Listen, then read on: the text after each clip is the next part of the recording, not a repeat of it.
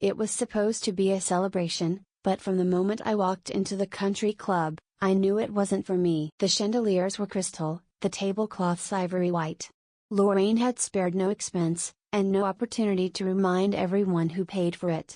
Every floral arrangement screamed her taste, too pristine, too symmetrical, too impersonal. The music? Classical strings. Not a note of the R&B I loved. The cake? Lavender vanilla. I hate lavender. I stood near the entrance, awkwardly clutching my purse, as her friends, women with pearls and practiced laughs, air-kissed me like I was a distant relative, not the mother of the baby we were all supposedly here to celebrate. It was my baby shower. My baby. But I felt like an intruder in my own story. Jesse, my husband, was across the room, chatting animatedly with his cousin about football. He hadn't even looked my way since we arrived. He smiled at everyone. Everyone but me. Every Southern woman knows, a smile can hide a slap. Then came the toast. We were meant to share it. At least, that's what I'd thought. But as I reached for the mic, Lorraine swooped in with the grace of a practiced debutante and the precision of a hawk. Her diamond bracelet clinked against the microphone as she cleared her throat. "Thank you all for being here," she began, voice smooth, commanding. "We're thrilled to welcome the next Whitmore heir into the world." Not once did she say my name. Not once did she glance in my direction. The applause was polite. The laughter a little too sharp. I stood frozen, hands clasped in front of my stomach, smiling like a statue while inside me, something cracked. It wasn't anger that burned. It was recognition, that I didn't belong here. Jesse stood by Lorraine's side, nodding like a trained poodle. He didn't even flinch when she gestured to him lovingly. No eye contact. No rescue. I'd seen that look before. From my mother. From teachers who pretended not to notice the bruises on my knees. That blank, waiting silence. The silence that says, "Don't make this uncomfortable." Later, when the gifts were being unwrapped, Lorraine handed me a box herself, beaming. "A special one from the family," she said, loud enough for the cameras. Inside was a silk maternity wrap, pale pink, embroidered with silver thread. Front, "Wish you well, from our family." Back, "To Jesse and his baby." I blinked. There was no Erica. No hour. Just Jesse. Just his baby. I smiled. Said thank you. Even laughed a little. But my fingers held that cloth tighter than I realized. Somewhere behind me, I heard one of her friends whisper, "She looks so young. Is she from Eastside?" Another murmured, "Did you see her nails? Definitely not Buckhead." In Georgia, gossip travels faster than humidity. I wanted to leave. God, I wanted to grab my purse, my keys, and walk out into the October air and keep walking. But I knew how that would look. Ungrateful. Over-emotional. Trashy. And Lorraine would win. So I stayed. I smiled. Nodded. Sipped on overpriced sparkling water. I played my role in the Whitmore production. But inside, I was rewriting the script. As the party wound down, Lorraine raised her champagne glass one last time. "To family," she said, clinking her glass against Jesse's. "The foundation of everything worth having." I smiled again. But inside? Maybe. But some foundations need to crack before the house can stand. I turned toward the patio, the silk cloth still in my hand. Behind me, someone laughed. Soft, breathy. I didn't turn to look. But that was the moment I stopped pretending the laughter wasn't meant for me. The party was over, but the aftertaste lingered. Empty champagne flutes clinked as Jesse stacked them by the sink. Half-eaten sandwiches sat untouched on platters. The scent of lilies hung thick in the air, overbearing and fake, like everything else that afternoon. I stood in the doorway of the living room, watching Lorraine praise herself for the lovely turnout while adjusting a throw pillow she'd fluffed 3 times already. She turned toward me with a smile that didn't quite reach her eyes. "Pregnancy moods. You've been quiet all day." I didn't answer. She didn't wait for one. Jesse wiped down the counter with exaggerated focus. He always busied himself with chores when he didn't want to pick a side. The Whitmore way of conflict: polish the silver and pretend no one's bleeding. Funny thing about Southern homes, the party's over when the truth walks in. And that truth usually wears heels and a smirk. I moved toward the kitchen, craving sugar. I figured I'd cut myself a piece of cake before the whole thing got packed up in boxes and sent to people I didn't know. That's when I saw it. The white frosting curled neatly along the top in perfect cursive. Gold beads frame the edges. In the center, clear as day, "Congratulations Jesse and Amanda." My hands paused midair. My breath stopped in my chest. Amanda, Jesse's ex. The woman Lorraine used to call a real Southern lady. The woman who once sent Jesse a birthday card with a lipstick print on it, a year into our marriage. Behind me, I heard Lorraine let out a nervous little chuckle. "Oh my, what a silly mistake. Those bakeries always mess something up." She laughed again, louder this time. But I caught it. The smirk. That flash of teeth that wasn't quite innocent. A couple of Jesse's cousins, still lingering by the back patio, exchanged wide-eyed glances. One of them whispered, "That's awkward." Jesse stepped forward, rubbing the back of his neck.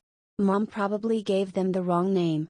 She was the one handling the order." Lorraine nodded too quickly. "Exactly. These places get the details wrong all the time. Can't trust anyone these days." I looked at both of them. They spoke like a duet. Same rhythm, same deflections. Like they'd rehearsed it. Like this wasn't the first time they covered for each other. Then I noticed the gift cards on the table. Most of them read, "To Jesse" or "To the Whitmore baby." Not a single one had my name on it. My hands tingled. I felt the urge to throw the whole cake across the room. But instead, I just stared. Silent. Breathing through my nose. Maybe I was overreacting. Maybe I was being hormonal. Maybe, no.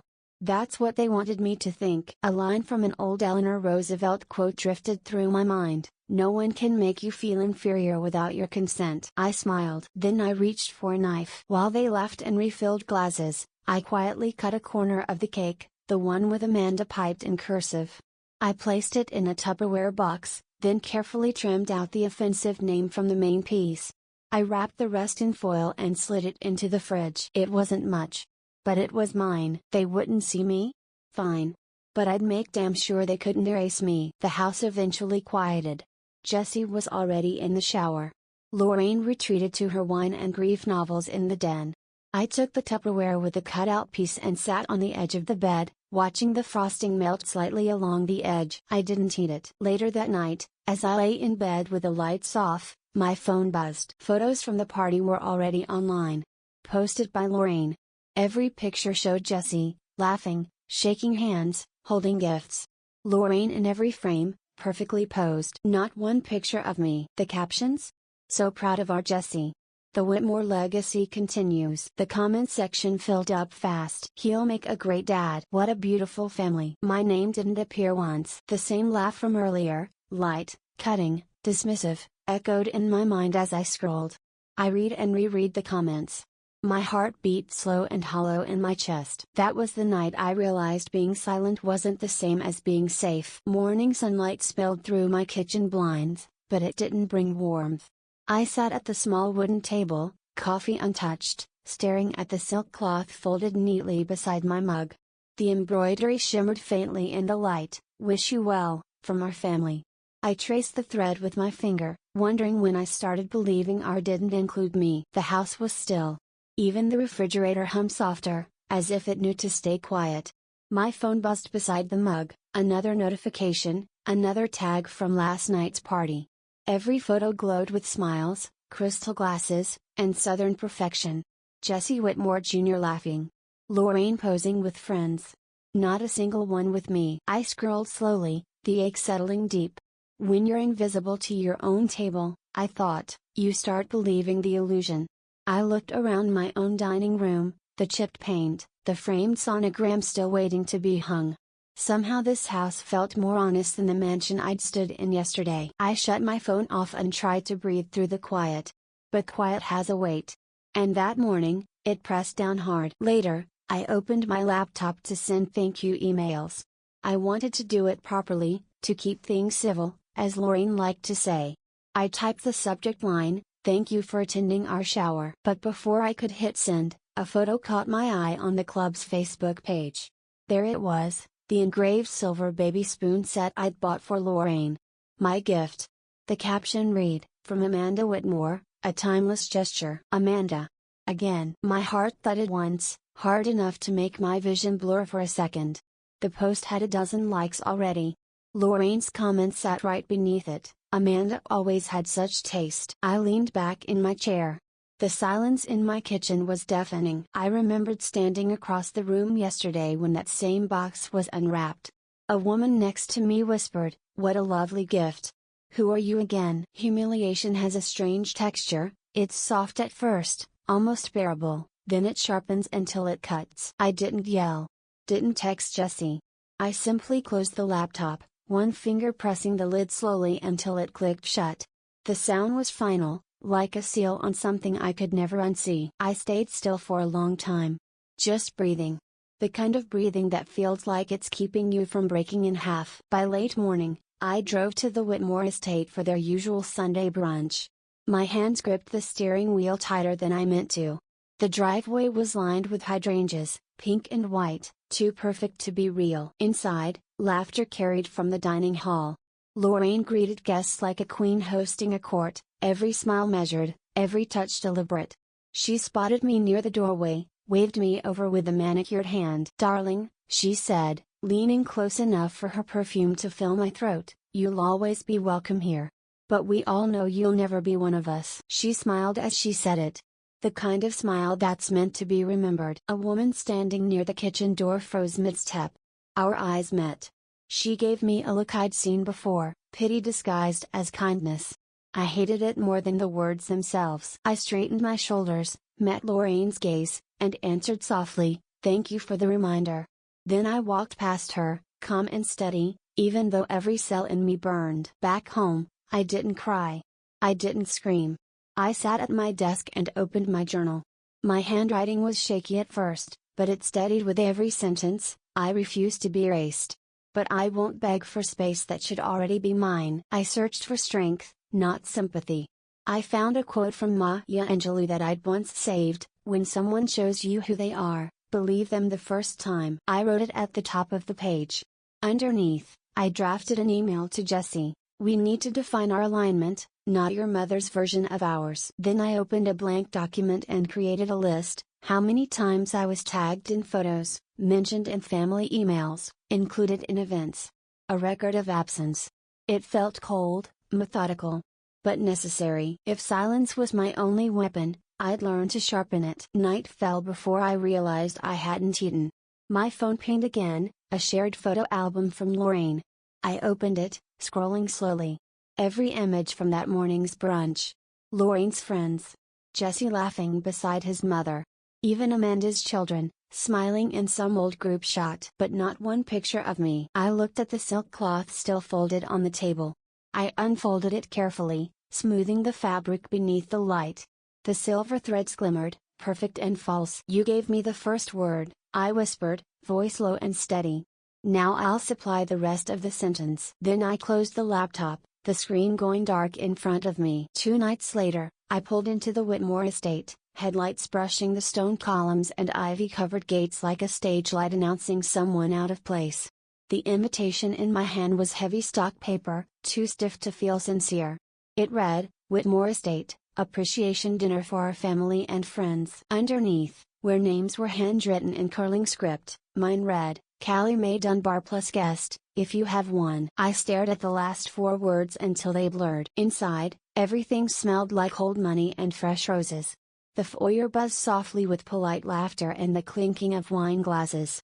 Portraits of long-dead Whitmores lined the walls, their painted eyes staring down as if checking for intruders. At the top of the stairs, Lorraine Whitmore stood in a deep emerald dress that matched the curtains behind her. "Darling," she said, her voice syrupy, "you're finally part of the family for tonight." Behind her, Jesse stepped forward and handed me a flute of champagne. His eyes didn't meet mine, not fully. Just a flicker of guilt, and something else. Resignation. I took the glass.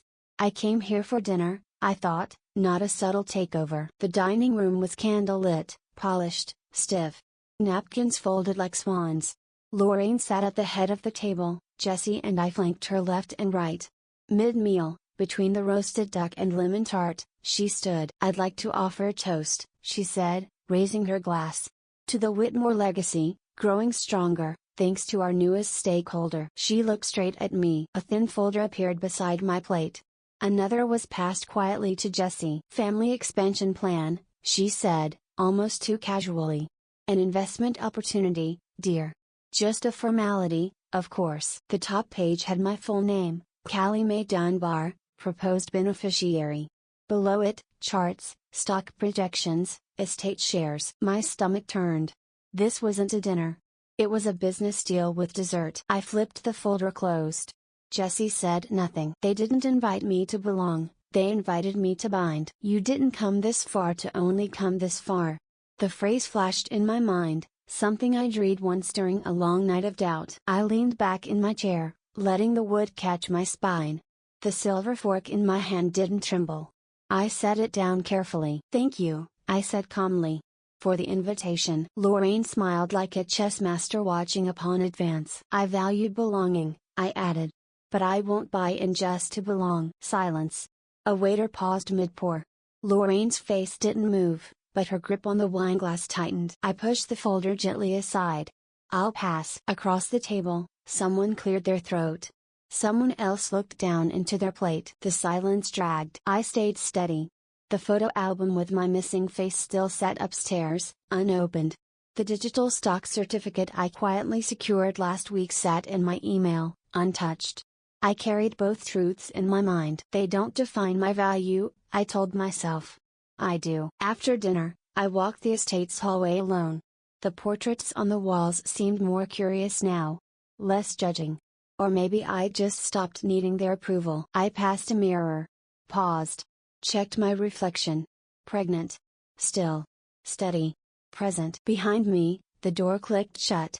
Jesse hadn't followed. Outside, the night air was cool and dry. I slid into the driver's seat and opened the glove box. The silk cloth Lorraine had once given me, still there. I unfolded it, then refolded it carefully, laying it beside me. This time, it didn't sting. It warned. As I drove away, the lights of the estate dimmed behind me like a closing act. I didn't look back. "This legacy isn't built on compliance," I whispered into the silence. "Mine will be built on authenticity." I arrived early that morning at the showroom. It smelled of lemon polish and fresh linen.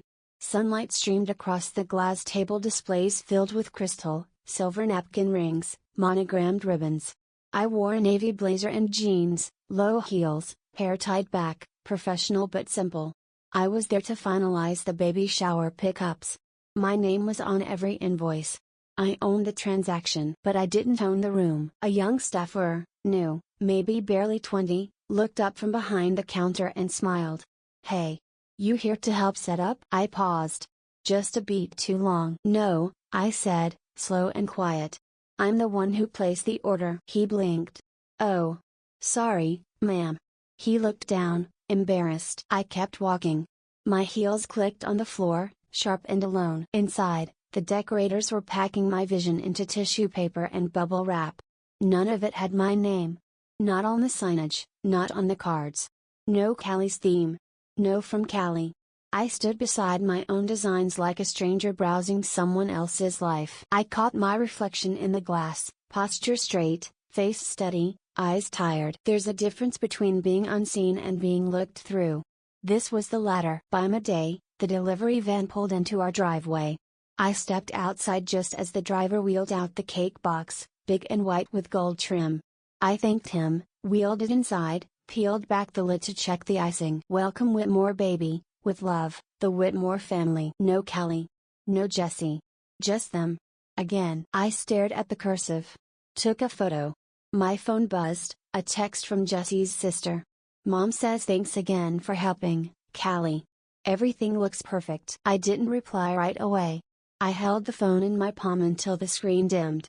Then I typed, "You're welcome." Nothing else. No punctuation. No smile. I'd asked for nothing extravagant. I didn't need fanfare. Just recognition. But that word had been left off the cake.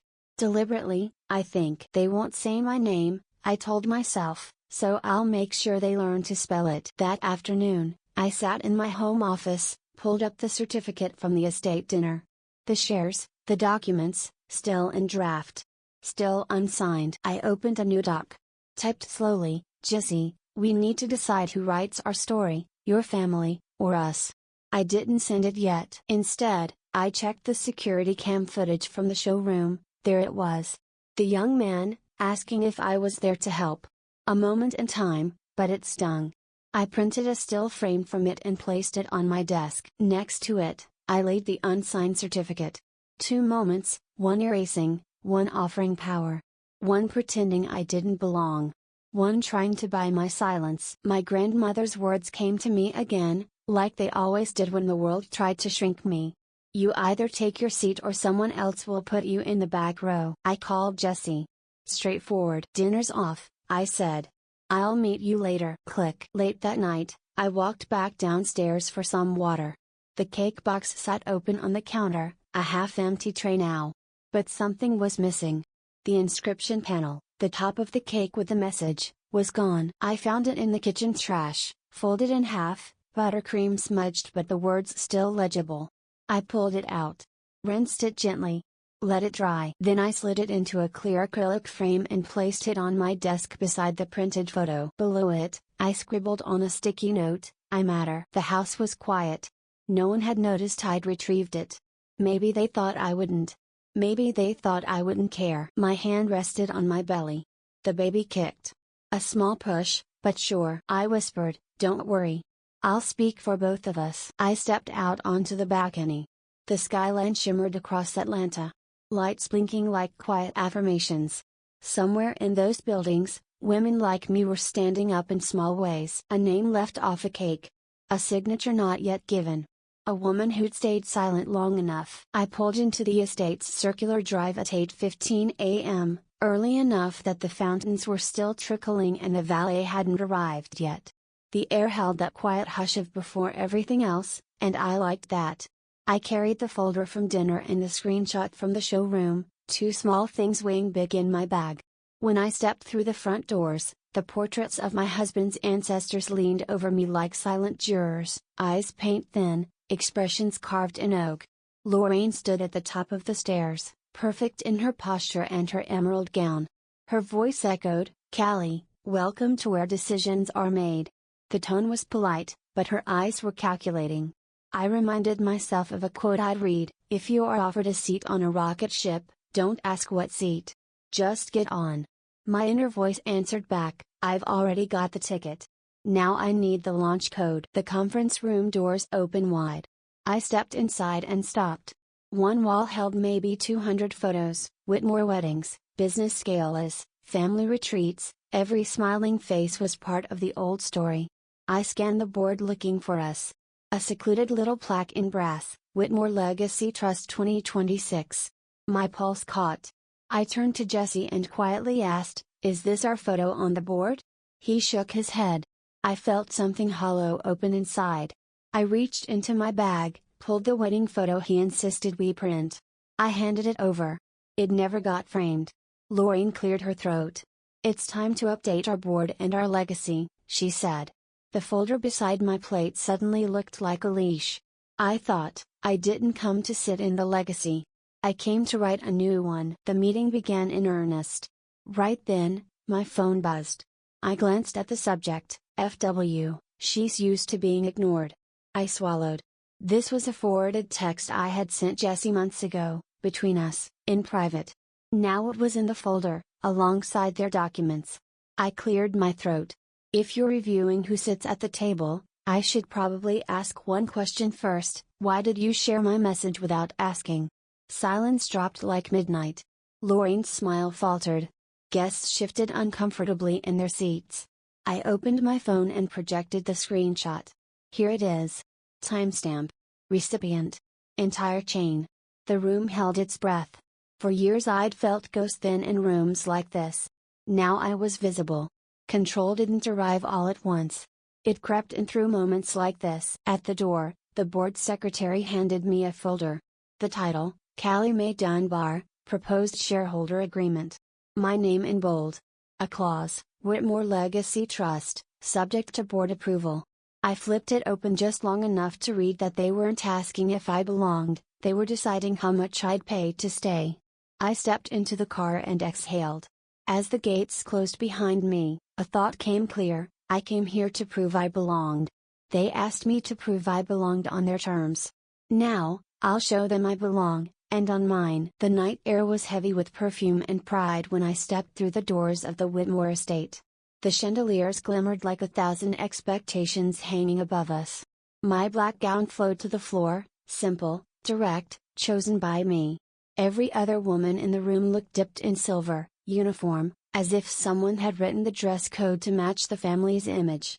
Mine broke that pattern, and I meant it too. One of Lorraine's friends leaned close, her tone sweet enough to curdle. "Beautiful gown, dear. Isn't it part of the theme?" I smiled without showing teeth. "No," I said. "I brought my own." Lorraine floated toward me, wrapped in pearls and power. "Callie," she said warmly, almost too loudly. "You look radiant. Truly, a vision." She held my arm a moment longer than necessary, like she was studying me, or claiming me. I could hear the orchestra tuning. The light brightened, and every guest fell into their places. The smell of roses, champagne, and ambition filled the air. I understood now, this wasn't just a gala. It was a presentation. A stage built for the Whitmore legacy, and I was only part of the set design. But I didn't come to play a part. I came to change the story. Midway through dinner, the lights dimmed. Lorraine stepped up to the stage, her microphone catching the first breath of applause. "Tonight," she began, "we celebrate family, loyalty, and tradition. The Whitmore name stands for grace under pressure and strength in unity." She listed names, trustees, board members, cousins twice removed, each followed by a round of applause. "Every name but mine. And, of course," she said, pausing dramatically, "our newest family member who helped make all this possible." Her eyes found me, her smile slow and deliberate. "Will remain humble and behind the scenes." The crowd laughed softly. A polite, complicit laugh. I didn't flinch. I smiled, controlled, steady, and took a sip of water as though she hadn't just erased me in front of 100 people. Then the projector behind her flickered to life, family names, investments, holdings, generations of photos. For a brief second, my name appeared beside the words "proposed beneficiary." Then it vanished, replaced by the Whitmore logo. I sat perfectly still. Calm on the outside, electric inside. I remembered the quote taped to my office wall: "When people show you who they are, believe them." I believed her. After the applause, the ballroom turned into a photo session. Assistants carried out satin sashes in the family's signature ivory tone. Each bore an embroidered name. Mine never arrived. The attendant hesitated before offering a small gold pin instead. No name, no color, just a placeholder. I took it, clipped it to my gown, and said, "Thank you." Then I stepped aside, watching the others pose for photos, laughing in clusters of approval. The lights made them shine, but it all looked too polished, too hollow. A soft hand touched my shoulder. "Aunt Bernice." Her voice low, eyes kind.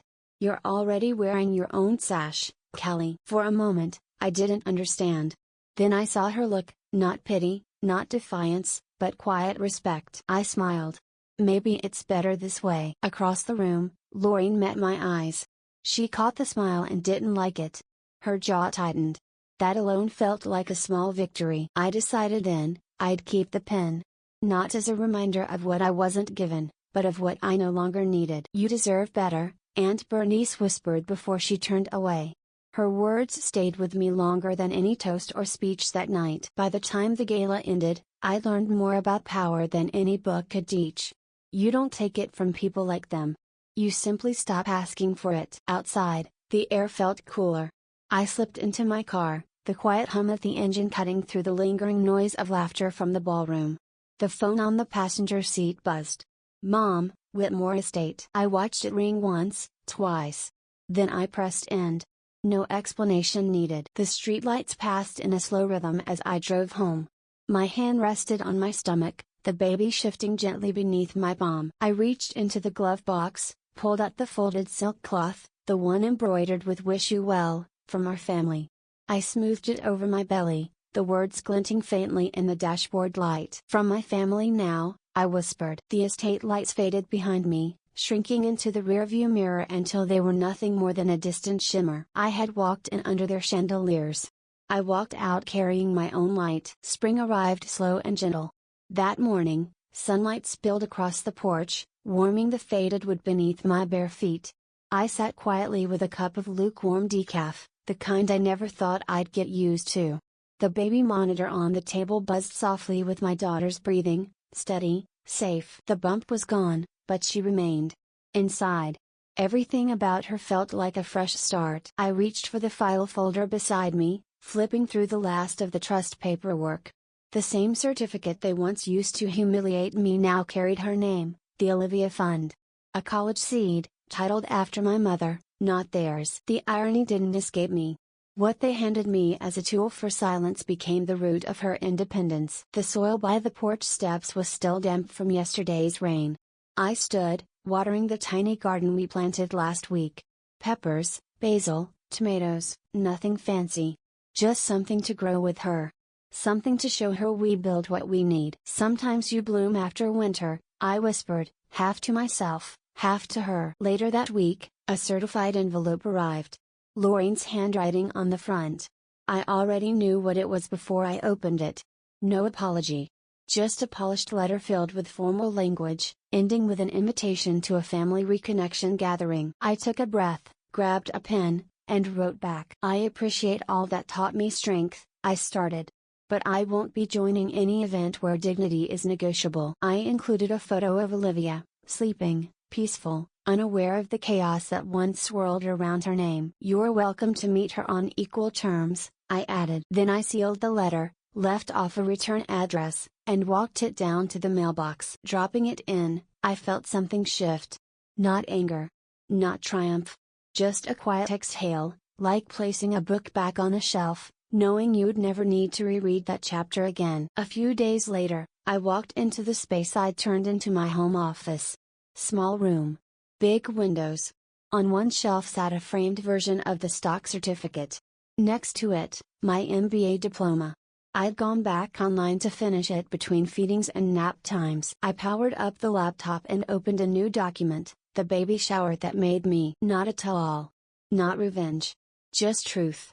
Pages about knowing your worth, protecting your peace, and rewriting your story before someone else finishes it for you. Down the hall, Olivia laughed in her sleep. A sound that cracked open a part of me I didn't know needed healing. This was the future I wanted.